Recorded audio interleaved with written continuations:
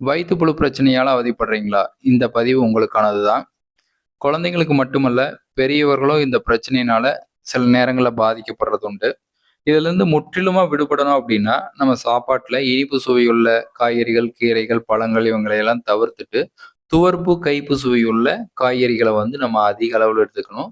முதலாவதாக சுண்டைக்காய். பச்சை சுண்டைக்காயை நெய்யில் வதக்கி துவையலாகவோ குழம்பாவோ சாப்பிடலாம். காய்ந்த சுண்டை வற்றல் சூரணத்தை பொடி பண்ணி வச்சுட்டு சாப்பிட்றதுக்கு முன்னாடி உணவுல ஒரு ஸ்பூன் நெய் விட்டு பிசைஞ்சு சாப்பிட்டுட்டு மற்ற உணவுகளை எடுத்துக்கலாம். வெள்ளைப்பூண்டு. வெள்ளைப்பூண்டுல இருக்கிற அலிசின் அப்படிங்கிற வேதிப்பொருள் பார்த்தீங்கன்னா வயிற்றுப்புழுக்களுக்கு எதிராக செயல்படக்கூடியது. இரவு நேரத்துல 5 பல்லு பூண்டை பாலில் வேக வச்சு அதை மென்று சாப்பிடலாம். முருங்கை.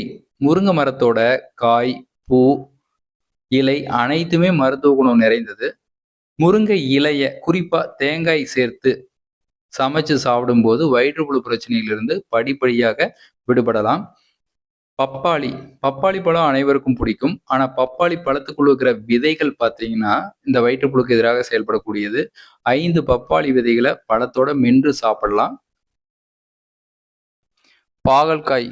கைப்பு சுவை மிகுந்தது பாகல்காய். பாகல்காயை வாரம் ஒரு முறை பொரியலாவோ குழம்பாவோ வச்சு சாப்பிடலாம். கடைசியாக ஆமணக்கு எண்ணெய். மாதம் ஒரு முறை இரவு நேரத்துல 5 ml ஆமணக்கு எண்ணெயை பால். இந்த குறிப்புகள் உங்களுக்கு பிடிச்சிருந்துச்சுன்னா லைக் பண்ணுங்க, ஷேர் பண்ணுங்க, சப்ஸ்கிரைப் பண்ணுங்க. நன்றி.